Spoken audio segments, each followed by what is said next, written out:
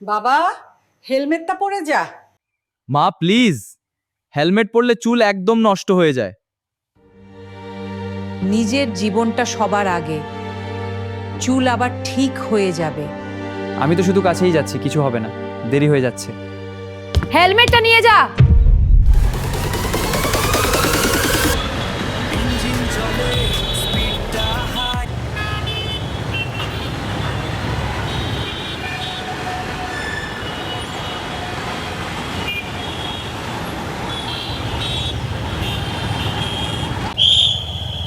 এখন কি হবে?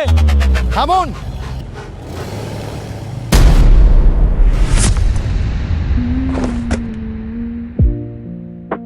আমি শুধু বলেছিলাম তোমার হেলমেট পরো।